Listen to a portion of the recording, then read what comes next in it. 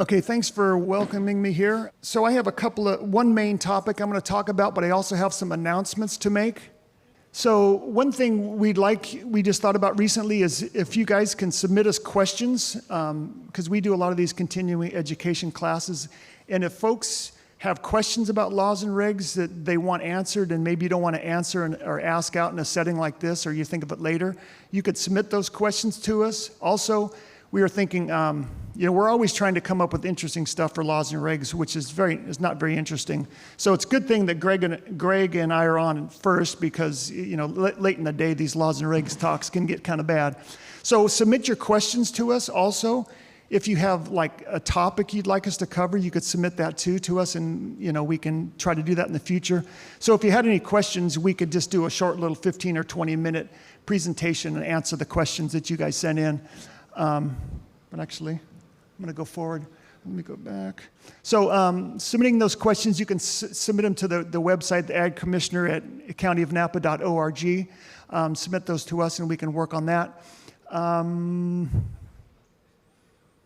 And then another thing I want to talk about is the Ag Pass. So we put the Ag Pass in place for 2021, and obviously we were super lucky not to have any fires this year during harvest, so we didn't really need to utilize that. But we did that as sort of a proactive approach to getting you guys into your vineyards. Had there been a fire, getting you folks into the vineyards, or winery people getting into their wineries so they can do work. So basically, so if there's any kind of disaster, primarily it's going to be fire, but if there was some other kind of disaster that you guys needed to get into your vineyards or the wineries to do work, we can help you with that. So check with your inspector when you renew your operator ID this year, and they'll help you with that. So we're trying to make that so you can get that thing ahead of time, and you don't have to, it's a little more streamlined. It would have been streamlined this year had you needed to use it, but thankfully you didn't have to use it this year. So this is kind of what the Ag Pass looks like. You've probably seen it before. That's what you're looking at there is the cover sheet. And we made a slight adjustment to it this year because we heard some complaints or some feedback that people didn't know how to fill it out. So that first line that I've got circled there is the name of whoever comes in and renews the permit. It doesn't necessarily have to be the owner, just somebody whoever renews the permit should fill out that line. In that next spot is the signature. So that's kind of how you fill that out. And then below there's that Ag Pass, you need that, and then you also need the stuff below. There's some check marks. You need to have a copy of your operator ID or whatever other document that's listed there, and that's what you're going to have to show to the folks at the roadblock, whether it's the CHP or the fire officials. So you'll need to have that. The other thing that we changed that you guys haven't utilized because you didn't use that Ag Pass in 2021, each worker that's going up needs to have an Ag Pass. So it seems a little onerous, but that's what they want. So if you had four different vehicles going up with 3 or 4 guys in each vehicle to harvest, all those guys are supposed to have an Ag Pass. So it's just to kind of hopefully help make sure there's not people up there behind the lines that shouldn't be there. Just to kind of make sure the property operators are protected. So that's the basics of Ag Pass. So like I said, talk to your inspector this year, and they will help you out, help you understand that. We did a talk recently, a couple weeks ago, a week or so ago, our Spanish language CE class, and one of the persons that was helping us with that said she thought our web page is a little confusing, so I just have a couple slides on how to move around our web page for some important information. So on our webpage, you can sign up for continuing education classes like that we offer at the Ag Commissioner's Office. You can register your pest control business.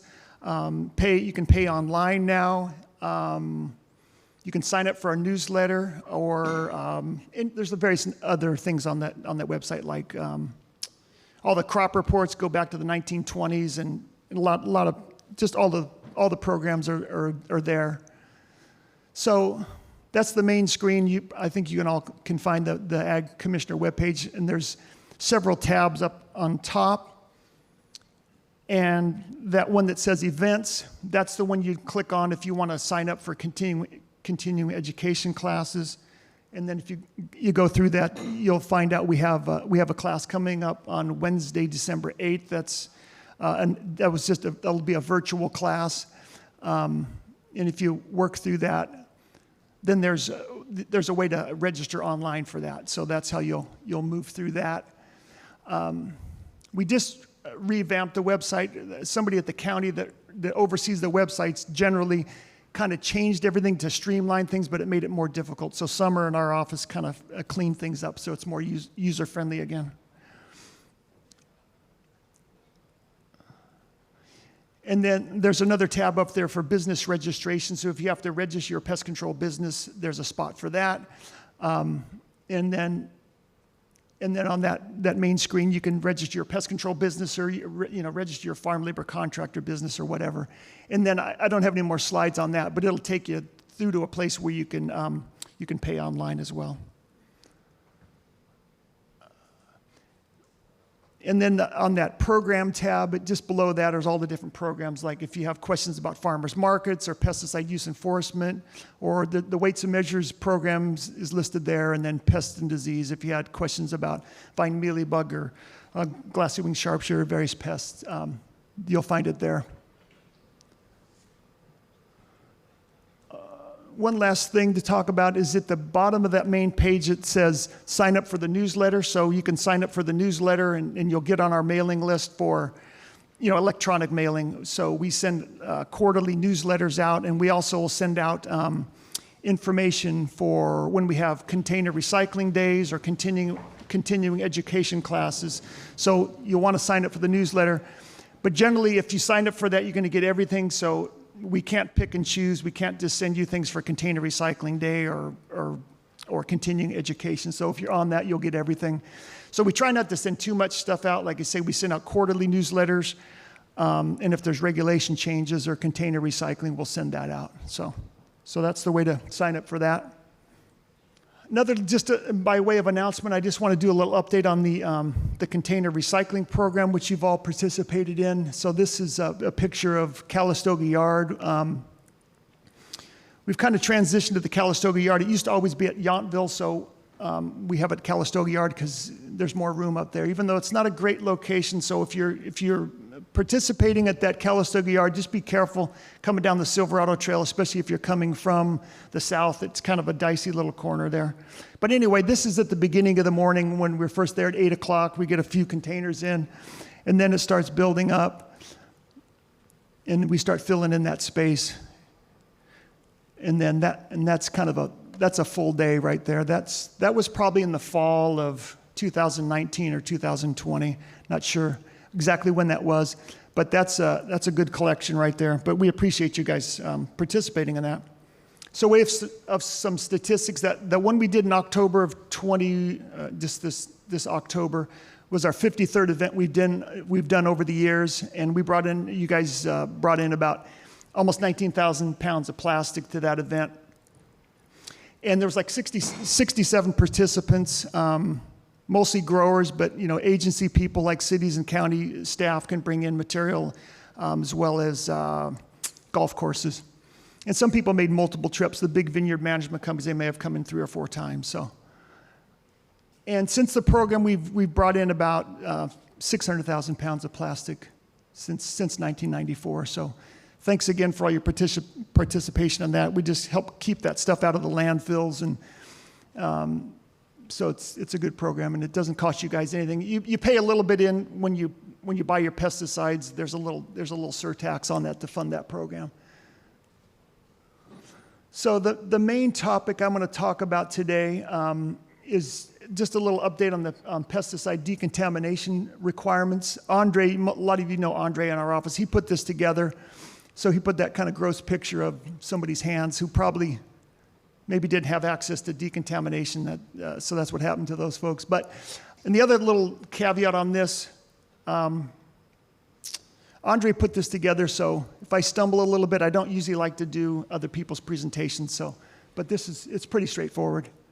And if I can't sure, I don't remember if I mentioned I did this yesterday. So for Farm Bureau. So if you were on that Zoom class, you'll have already heard this.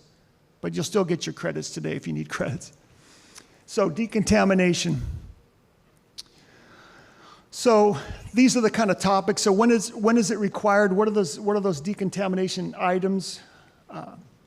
Where does it have to be? And I'm also going to talk about some upcoming changes. There's some upcoming regulation changes that I'll mention.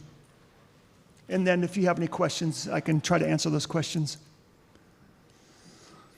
So the first thing, it says pesticide worker safety requirements. So the regulations I'm talking about now refer to your employees. So if you're an owner-operator, most of these worker safety regulations don't apply. So this is for employees. So it says employees handling pesticides or working in a treated field of a commercial production of an ag plant commodity. So meaning your vineyard employees working in the vineyards. So these regulations apply to them, and you have to, try to comply with that.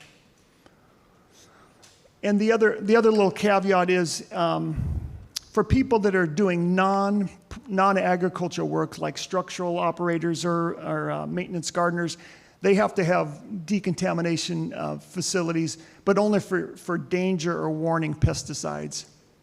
So it's a little difference there for non-agricultural folks. So what you need, the basic stuff you need for decontamination, you need access to water, you need soap, you need paper towels, and you need an extra coverall. If it's for pesticide applicators, you should have an extra coverall with that facility. So for water, you should have 3 gallons of water for each handler. At the beginning of the day, at least there should be 3 gallons. And for field work employees, they should have at least 1 gallon of water. And there should be that coverall.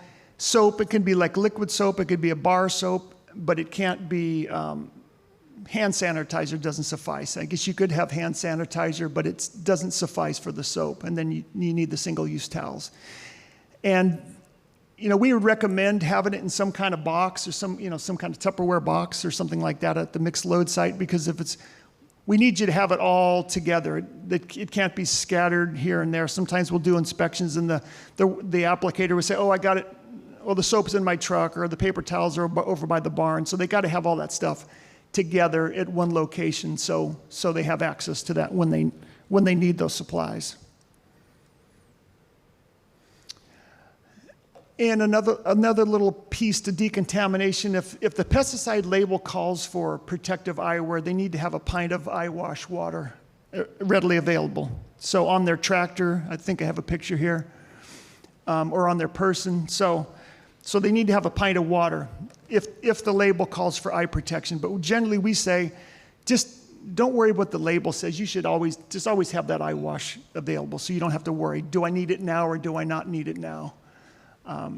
So having that little holster with the pint of water, you could have it that way, or some of you guys might have like a piece of PVC pipe attached to the roll bar of the tractor. You could put it in there as long as it's available. And then eye flush system, you're supposed to be able to flush people should be able to flush their eyes out with water, like a gentle stream of water, like about the regulation says 0.4 gallons per minute for at least 15 minutes. So, or you can have an eye wash station. And there's some changes coming up on eye wash stations, which I'll talk about in a moment. So the decontamination facility has to be at the mix and load site, because obviously that's the place where you're going to have the greatest likelihood for somebody getting something in their eye when they're mixing and loading pesticides. So it needs to be at the mixed load station. And if that's for production agriculture, but if you weren't production agriculture, like if you're a landscape maintenance guy or you're a structural operator, it has to be within 100 feet of where they're working. And then for production agriculture, so you have to have it at the mixed load site, but you also have to have it within a quarter of a mile of where those applicators are working. Or meaning, if you're operating a big vineyard and they're spraying in some blocks more than a quarter of a mile from where that mixed load site is, they have to have another decontamination facility. So there might be a portable toilet out there. in the far reaches of the vineyard, so you would have to have it there. I think I talked about that. So if the product labeling calls for eyewear, you got to have that pint of it says a pint of eye wash water. So it doesn't have to be saline solution. It can just be water, but we sometimes worry if it's just a bottle of water, those guys might end up drinking it and then when they need it. So one way or another, they need to have that. So something you guys should be policing, because we'll look for that when we do inspections, that they have their eye wash. So this slide is on the upcoming changes. So possibly in May 2022, there's going to be some changes where that I spoke a moment ago about that gentle eye flush, where you have you could have a hose where you would wash your eyes out with a stream of water. So that's going to go out the door, and everybody will need to have, if these regulations go through, they'll need to have a eye wash station at each mix and load location. So it could be, like this picture shows, it could be either a fully plumbed one, or it could be a portable one. Like that green one's like a portable eye wash station that you could like hang on a 4x4 post or something. So like I say, this regulation's been going through. So I just want to give you guys a heads up. We talked about this sometime last year, just to mention that it was coming, that you'll need to have that eye wash station, like that green one. I don't know if it's 15 gallons or what it is, but those are readily available. We've seen some of those out in the vineyards already, so something to be aware of that you'll need to have in place.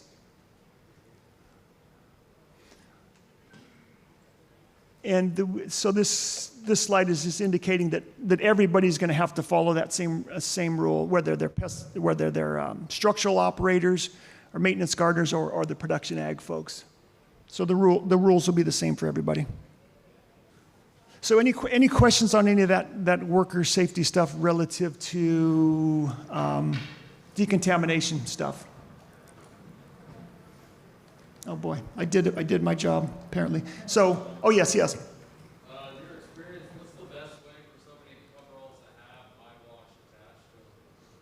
What's the best way for them to do it? Yeah, like if you're in coveralls, Oh. What have you seen the best way somebody to have eye wash? I would think on the tractor. Let me ask Greg. Greg, what about that? The question was, if somebody's wearing their coverall, what's the best way for them to carry that pint of eye wash? I mean, what have you seen? Just on the tractor, or what else? They make like a harness that you can put a pint of emergency eye wash in, or a pint of water, and it just straps around your waist. Okay. Any other questions? Stump the inspector, because if you give me a hard question, I'll have Greg answer it. So, okay, go ahead. Benjamin.